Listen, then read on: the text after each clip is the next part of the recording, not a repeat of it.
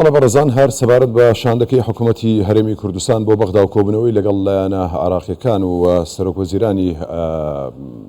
فیدراڵ محەممەد شیع سوودانی هەروەها لێکەوتەکانی دوای کۆبوونەوەکە و پێش کۆبوونەوەکە و هۆکاری نەناردنی شایستە داراییەکانی هەرێمی کوردستان لەسەر ئەم پرسانە گفتوگۆ لەگەڵ بەڕێز خالد دەبۆنی گوتەبێژی بەرەی ڕزگاری و گەشەپێدان گفتوگۆی لەگەڵ دەکەین بەڕێزان لە هەولێرەوە لەگەڵمانە. بەڕێز دەبۆنی سڵاوت لێبێت بۆچی بەغدا وا لە هەرێم دەکات؟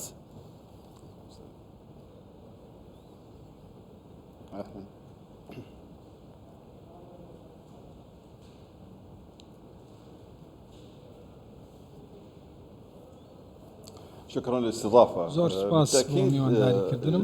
بەدڵنیاییەوە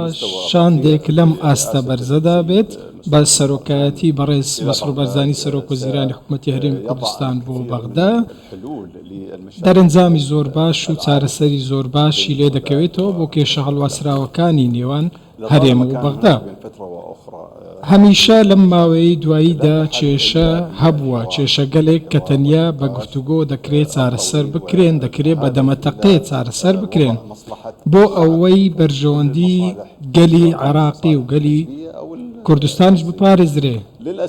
بەداخەوە زەرمەندی یەکەمی دەمەوێت لە کاتەکانی دوایی زیاتر لەگەڵ بەڕێستان درێژە پێ بدەم و گفتوگۆ بکەین. ئێستا پەیامنەرمان لە بەغدا و وردەکاری و زانیاری سەبارەت بە کۆبوونەوەکان بە ئێمە دەدات، دەچمە لای ئەو پاشان دەگەڕێمەوە لای تۆ. هاوکارم شیفان جەباری لە بەغداوە لەگەڵم دەبێت. شیفان سڵاوت دەبێت چی نوێ هەیە بیگەێنە؟ بەڵام دەرێ سەمە لە نێو پەرلەمانی عراقین بە سەرۆکاتی دکتۆر شەخان عەبدوڵڵا و سەرۆکی فراکسیۆنە کوردستانەکان زنجیرەی کۆبوونەوەیان لەگەڵ سەرۆکی فراکسیۆنە جیاوازەکانی نێو پەرلەمانی عراق بۆ پاڵپشتیکردن لە هەرێمی کوردستان ئەنجامدا. بۆ قسەکردنی زیاتر سوالای بەڕێز دکتۆر شەخان عەبدوڵڵا کاکتۆر سڵاتان لێبێ فەرموەرێرەوە بەگشتی چه ئامانجێک لەم سەردانی هەبوو و بۆچی لایەنە عراقیەکان و فراکسیۆنە جیاوازەکانتان بەسەر کردەوە؟ زۆر سپاس. دیارە جەنابتان ئەزانێ ئێمە ماوەی چەند ڕۆژێکە وەکو ئەرکی ئەخلاقی و ئینسانی سەرجەم بە سوپاس و سەرجەم برایانم لە سەرۆکی فراکسیۆنەکان کۆمەڵی هەنگاومان نەبوو ئەوەی کە بێدەنگ نەبی لە ئاست ئەو زوڵمەی کە لە خەڵکی ئێمە و لە موشەخۆرانی ئێمە ئەندرێت لە ڕۆژی شەمەوە کۆمەڵە خەتەواتمان هاویشتووە و ئەمڕۆژ دیدارمان لەگەڵ سەرۆکی فراکسیۆنەکان و کوتلەکانی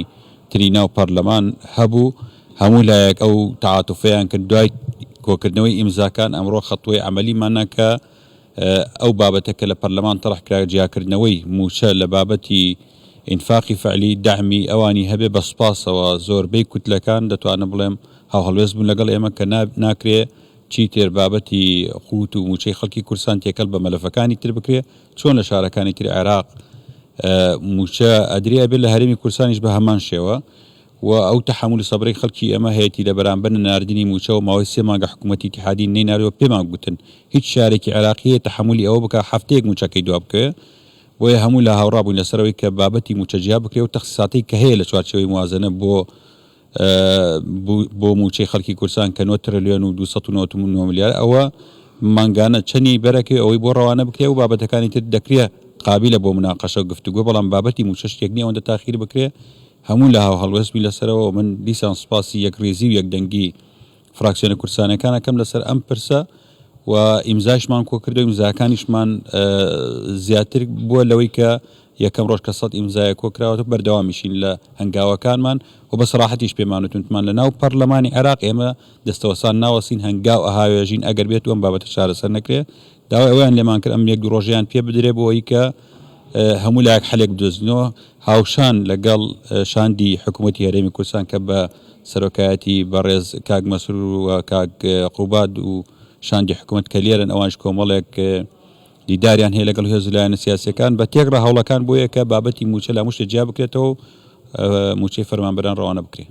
شەخانێسەوە لە نێو پەرلەمانە لۆبێکتان دروست کردو هەم فراکسیۆنە کوردستانەکان لەگەڵ لایەنەکانە لە دەروی پەرلەمانی شاندێکی باڵای حکوومەتی هەرێمی وەکو خۆتان ئاماژەتان پێکرد لێرن، یعنی دوجار هەموو ئەم کۆبوونەوەوانە هەموو ئەم یەکڕێزەیەکی سەر لە نێوان لایەنەکانە بیرێ دەرەنجامێکی بێ بۆ موچەخۆرانی هەرێمی کوردستان. بەتاکید ئەمڕۆ هیچ لایەنێک بێمەی نەوت ئێمە لەگەڵ ئەو هەنگاوەنیمان کە موچە جیا بکرێتەوە و هەوڵە سیاسەکانی چ ئەو کۆبوونەوەی لە تەحالفی داری دەوڵەت کرا هەم لەگەڵ لایەنەکانیش هەموو لایەگەڕین مەخرجێکی قانونی بدۆزینەوە کە بابەتی موچە سەرف بکرێت. ناکرێ ئەوەندە تاخیر بکرێت بابەتی موچە جیا بکرێتەوە. هیچ لایەنێک بێمەی نەوت لەگەڵ بۆچوونەکەی ئێوەنیمان و بەڕاستیش ئێمە تەحملمان نەماوە و ئەمەشمان لە هەموو کۆبوونەکان بە سەراحەتمان ئێمە تەحملمان نەماوە ئێمە نوێنەری گەلێکین برسی کراوە دەبێ ئەم بابەتی موچەیە بڕینی موچە و قوتی خەڵکی کورسان کۆتایی پێبێ ئەگینە هەندێک هەنگاو هەیە کە هەنگاوی پەرلەمانتارانەوە شەرمیش ناکەین لەو هەنگاوانێکە بیاوین ئەگەر نەگەی نەتیجەیەک بەڵام باسییان لەوە کرد کە ئەم هەوڵانەی وەفدی حکوومەتەوەی ئێمە دەرفەتێکیان پێ بدەین ئەم دووسێ ڕۆژە بۆەوەی کە بتوانین حلێکی بدۆزین دواتر بێتە حلەکە بێتە ئیجماعێکی سیاسی و لە پەرلەمان ڕێگە چارێکی بۆ بدۆزێتەوە. دکتۆر یەکڕێزی نێوان لایەنە کوردیەکان بەتایبەت لەنێو پەرلەمانی عێراق دوجار چەند کاریگەریە بێت و چ دەرئەنجامێکی بێ؟ هەمیشە دەستکەوت لە یەکگرتنایە هەر کات هێز و لایەنە سیاسەکانی کورد یەک دەنگ و یەگەڵ وێز بن دەستکەوت و بەرهەمی باشیە بێ هەر کات پەرتەوازە بین ئەو کاتە نێرانی گەلەکەمان یاخود هێز و لایەنە سیاسەکانی تر ڕەنگە سوودی لێ وەربگرن و بیخۆزنەوە بۆیە ئەم یەک هەڵوێستیەی تەواوی فراکسیۆنەکان بۆ دیفاعکردن و داکۆکیکردن لەسەر موچەی فەرمانبەرانی کورسان وای کرد کە هیچ هێز و لایەنێکی سیاسی ڕەدی و داوا ئێمە نەکاتەوە تا ئەمڕۆکە ئێمە سەردانیانەکەین لەجێک لەو هەنگاوە کردەیانە ئەگەر دوجار بەدەم داواکانی ئێوە ناتت چیە بێت بۆ نمونە؟ ئێمە باسمان کرد بە غێر مباشر لەگەڵەوانە و هیواداری نەگاتەوە بەڵام پێمان گوتن بە سەراحەت ئێمە لەناو پەرلەمان هەندێک هەنگاو داوێژین و ڕەنگە تاسیر کاریگەری لەسەر ڕەوشی سیاسی عێراق بێ بۆیە چاوەڕێکن ئەم دوسێ ڕۆژە بزانم چیەکری. زۆر باشە دەست خۆش کەواتاوی کە جۆبیسی بینانی هەنگاوی لایەنە کوردستانیەکان بوو بۆی کە جار توانن لەبێک دروستکەن لەناو پەرلەمانی عێراق کە ئێستا دروستیان کردووە وەکو فراکسیۆنە کوردستانیەکان و لەگەڵ سەرجەم لایەنەکانی نێو پەرلەمانی عێراق کۆبوونەوە بۆی کە بتوانێت دوجار ئەو کێشانی کە ڕۆبەڕ هێرمی کوردستان بووەوە وەکو بڕینی موچەی فەرمانبەرانی هێرمی کوردستان و نەناردنی پشتێرێ بە جۆرێک چارەسەر بکرێت کە وەکو دکتۆر شەخاوان عەبدوڵڵا ئاماژەی پێکرد کە ئیتر لە تحملی هەرێمی کوردستان و فەرمانبەرانی هەرێمی کوردستان و خۆتی هەرێمی کوردستان نەماوە تاوەکو چاوەڕوان بکرێ بۆیە ئەمە یعنی لە یەکڕێزی کوردە ئەم با بڵێن لایەنە کوردیەکان دوجار توانیوێنە ئەم با بڵێن یەکهەڵوێستیان بنوێنن لەگەڵ لایەنەکانە بۆی کە بتوان لە ڕۆژانی داهاتوە بەتایبەت لە سەرەتای هەفتی داهاتوە کۆمەڵێک دەرهاوشتنی نوێ دەرەکەوێت لە ئەنجامی ئەم کۆبوونەوەی کە ئەمڕۆ لە بەغدا بەڕێوە چوون. زۆر باشە هاوکارم شڤان جەباری لە بەغدا و لەگەڵم بووی سوپاس شڤان چاوەڕێت دەبین لە هەبوونی هەر زانیارێکی تازە ماندوو نەبیت. جارشی دیکە دەگەڕمەوە لای میوانەکەم بەڕێز خالد دەبوونی گوتەبێژی بەرێ ڕزگاری و گەشەپێدان کە بەڕێزان لە هەولێرەوە لەگەڵ بووی بەڕێز دەبوونی ببوورە هاتمەنێ و قسەکانتەوە بەهۆی هەبوونی زانیاری لەلایەن پەیامنێرمانەوە لە بەغدا قسەکانی تۆم بڕیت جارشی دیکە پرسیارەکە دووبارە دەکەمەوە بۆچی بەغدا بەم شێوەیە مامەڵە لەگەڵ هەرێمی کوردستان دەکات.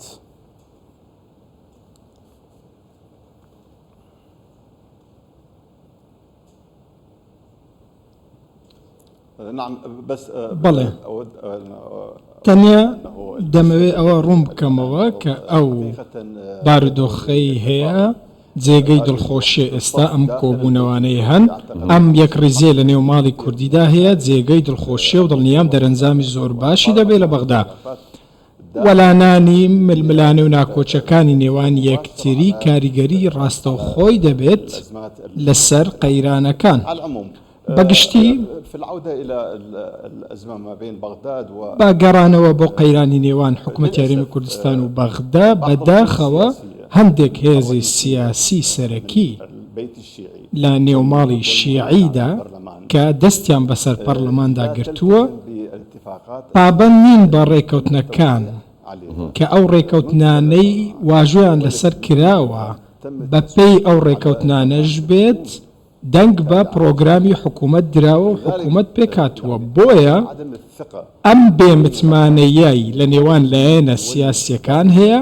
هۆکاری ئەو قەیرانانەیە کە دروست دەبن بەڵکو قەیرانی دیکەشی لێوە دروست دەبێ من لێرە باسی ئەوە دەکەم کە ئێمە 6 مانگ خەریکی بودجە بووین تا توانیمان بودجە ئامادە بکەین سەرڕای ئەوەی پێش موازنە ڕێکەوتنێکی سیاسی هەبوو ئەمەش هەمووی کاریگەری نەرێنی زۆر گەورەی دەبێت لەسەر گەلی عێراق بە گشتی کە دەگوترێت باسی ئەوەی باسی لەوە دەکەی هەندێک لایەن هەن کە پابەند نابن بە ڕێککەوتنەکانەوانە ئەمانە سیاسەتی خۆیان دەکەن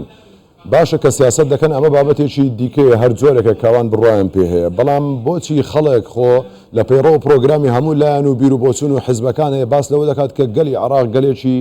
ئیتر دەبێت لە پێناوی گەلدا بژین و قسەی بەم جۆرە تا دوایی بەڵام گەل چ بکات هەرێمی کوردستان بۆچی برسی بکرێت بۆچی بێموچە بکرێت بۆچی سزا بدرێت یعنی گەل چی بکات ئەمان سیاست جۆرێکی دیکەیە لایەنێکی دیکەیە سزادانی گەل شتێکی دیکەیە کە تۆ موچەی قوتی خەڵک دەنێریت.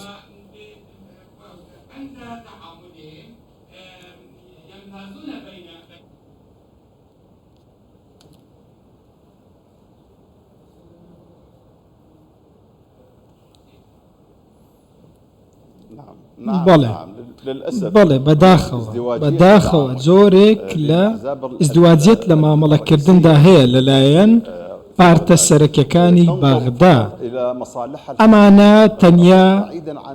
جەخت لە بەرژەوەندیەک پارتەکانی خۆیان دەکەنەوە دوور لە بەرژەوەندی گەلی عێراق. بۆیە من دەڵێم پابەند نەبوونیان جاچی لەگەڵ هەرێمی کوردستان بێت یاخود لەگەڵ پارتە سونیەکانی دیکەش کە لە عێراقدا هەن هۆکارن بۆ ئەم شتە. بەداخەوە ئەمە زۆرێک لە دڵەڕاوکێ و بێمتمانەیی دروست دەکا لە پرۆسەی سیاسی لە عێراقدا. سەقامگیری سیاسی لە ئەنجامی ڕێکەوتنی سیاسی هاتۆتە ئاراوە کە هەموو لایەک واژویان لەسەر کردووە. ئەگەر پارێزگاری لەم ڕێکەوتنە سیاسیە نەکرێت ئەم پاراستنش هۆکار دەبێت بۆ گەڕانەوە پابەند نەبوون. وامان لێ دەکا بگەڕێنەوە ناسەقامگیری سیاسی جارێکی دیکە. لەسەر هەموو لایەک پێویستە بزانن کە سەقامگیری عێراق سەقامگیری کوردستان سەقامگیری هەموو عێراقە و سەقامگیری عێراقیش سەقامگیری کوردستانە. پێویستە هەموو لایەک ئەو ڕاستیە بزانێت. ئێمە ئەزموونی داعشمان بینیوە کە هەموو عێراقی گرتەوە نەک ناوچەیەکی دیاریکراوە. بۆیە پێویستە لەسەر ئەو پارتانەی لە بەغدا هەن ئەو پارتە سەرەکیانەی لەوێ هەن بە دیدێکی بەرژەوەندی گەلی عێراق بڕوانە بارودۆخەکانەوە. شتێکی دروست نییە گەل یاخود فەرمانبەران یاخود هەر لایەنێکی دیکە باجی ململانە و ناکۆکی سیاسی بدات. فەرمانبەران لە کوردستان بن یاخود لە عێراق هیچ تاوانێکیان نییە بۆ ئەوەی بێبەش بکرێن لە موچەکانی خۆیان. باشە بەڕێز دەبوونی یانی قسەکان سەرنجم ڕادەکێشێت بۆ بابەتێکی دیکە کە بیوروژێنم لەگەڵ بەڕێزت. ینی لە هەموو حکوومەتەکان لاوانی دیکە گەڕێ لەمەیان کە نوێترینیانە نزیکترینیانە هەستی پێ دەکەین. ئێوە ئاگادارن دوای ئەوەی کە چەندین مانگ ئەم حکوومەتار پێک نەهێنرا دوجار بە یاترافی بەدانپێدانانی بەرپرسانی باڵای خۆیان کە تاوەکو سەرۆک بارزانی لە هەرێمی کوردستان لێرە یارمەتی نەدان هاوکاری نەکردن حکوومەتە پێک نەهاتوو ڕێک نەکەوت. ئەمە لەلایەک بۆ هەر جارێک کە بیانەوە حکوومەت پێک بێنن دێنە ئێرە بەدەم خیتابی نیشتیمانیانەی جوان بەدەم بزە و پێکەنینەوە تاوەکو حکوومەتەکە پێک دێت پاشانیش ئاوا بەرامبەر بە کورد و بە هەرێمی کوردستان دەکەێت. ئەمە مانای چییە؟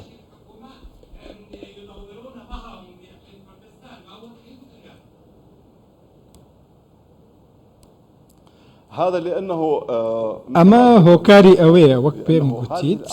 ئەم پارتانە تەنیا جەخت لە بەرژەوەندیە پارتەکانی خۆیان دەکەنەوە بەرژەوەندیە کاتیەکانی خۆیان. ئەم پارتانە ناڕوانە بەرژەوەندی باڵا ناڕوانە دۆزینەوەی چارەسەری ڕیشەیی بۆ کێشەکان لە نێوان بەغدا و هەولێر یاخود تەنانەت لە نێوان بەغدا و پارێزگاکانی دیکەش.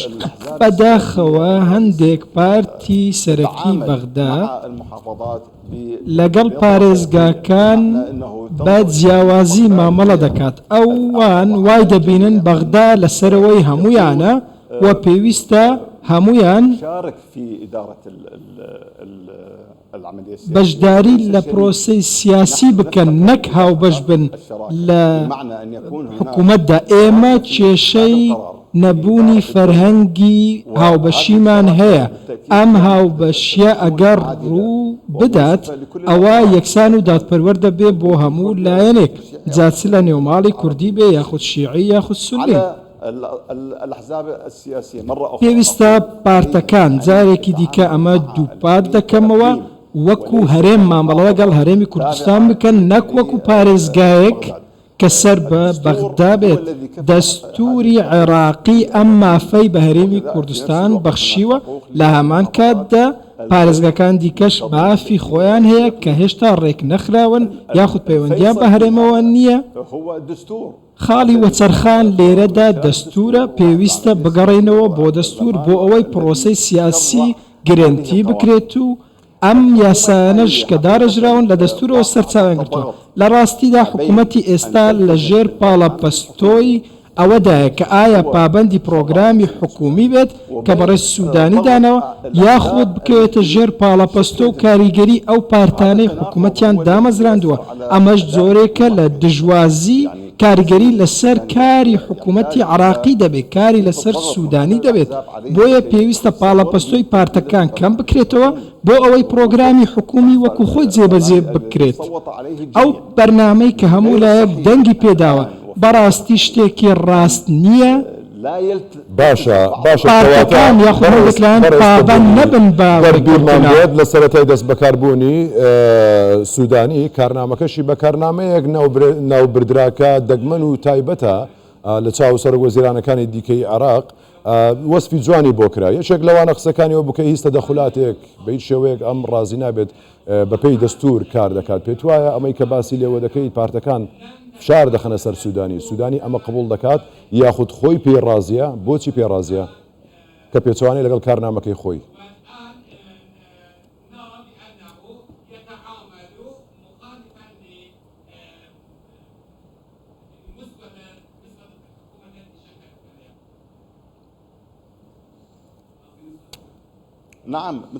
بەڵێ وەک ئاماژەم پێکرد بەڕێز سوودانی کەوتۆتە ژێر کاریگەری دەسەڵاتی بەغدا ئەو دەسەڵاتەی ئەم حکوومەتیان پێکەنەوە لەگەڵ سوودانی بەڵام بەداخەوە سوودانی لە ئێستادا ناتوانێت بەم پرۆگرامە بەردەوام بێ ئەگەر بێت و گڵوپی سەوز بۆ ئەو پارتانە هەڵبکات کە لە بەغدا هەن بەداخەوە ئەم پارتانەی کە لە بەغدا هەن هەموو لایەک دەزانن ئەوەی ڕوودەدا بریتە لە ڕێکلامکردنێک و بانگەشەکردنێک بۆ هەڵبژارنی ئەنجومەنی پارێزگاکانی عێراق لە سەر شاشەی میدیاکان باس لە بەرژەوەندی گەلی عێراق و مافی هاوڵاتیان دەکەن بەڵام لە پشت پەردەکانەوە دەبینین زۆرێک لە ناپابەندی هەیە و خۆتزیینەوە لە ڕێکەوتنەکان هەیە کە ئیمزان لەسەر کراوە پێویستە هەموو لایەک لەوە تێبگەن کە بارودۆخی سەقامگیری سیاسی کە ئێستا لە عێراقدا هەیە دەرەنجامی ئەو ڕێکەوتنە سیاسیە کە هەموو لایەک لەسەری ڕێککەوتون ئەگەر هاتوو ئەم ڕێککەوتنە جێبەجێ نەکرا ئەمە کاریگەری لەسەر سەقامگیری عێراق دەبێت و هەڵوێستی تەواوی عێراق لە بەردەم ئاڵنگاریەکان لاواز دەبێت ئێمە لێرە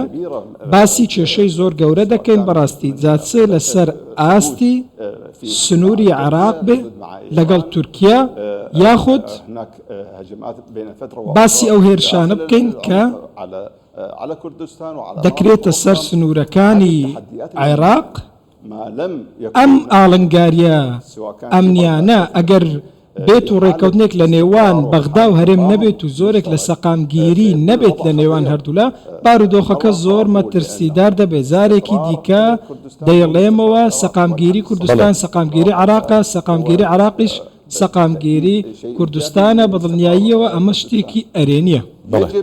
پێویستە ئێمە بگەینە چارەسەری ڕیشەیی پێویستە ئێمە دوور بکەوینەوە لەو شتانەی زیان بە گەلی عێراقی دەگەێنن زیان بە مافی گەلی عێراق دەگەێنن جا لە هەموو چینەکانی عێراق سەرجەمیان دەڵێم ئەمانە هێڵی سوورن پێویستە چینی سیاسی پارێزگاری بکات لە بژێوی خەڵکی لە هەموو شوێنێک جا لە کوردستان بێ یاخود لە باشوور و ناوەڕاستی عێراق بێ ململانەی سیاسیەکان دەکرێت بە گفتوگۆی ڕاستەوخۆ و ڕازگویانە چارەسەر بکرێ و بگەینە چارەسەری استراتیژی گرنگ نەک چارەسەری هەنووکەیی کە بە شێوەیەکی هەنووکەیی دەدۆزرێنەوە بۆ ماوەی مانگێک دوو مانگ دوای ئەوەش دیسانەوە کێشەکان دەست پێ دەکەنەوە و قەیرانی نوێ سەر هەڵدەدەنەوە چارەسەرە دەکەوێتە سەر چینی سیاسی عێراق ئەو چینەی لە پەرلەمان هەیە ئێستا پێویستە ئەمان بڕوانە بەرژەوەندی گەلی عراق نەک بەرژەوەندی ناوچەیەکی دیاریکرا. بڵێ بەڕێز خالێدت دەبوونی گوتەبێژی بەرەی ڕزگاری و گەشە پێدان لە هەولێرەوە لەگەڵ مابووی ماندوو نەبی بەڕێز دەبوونی.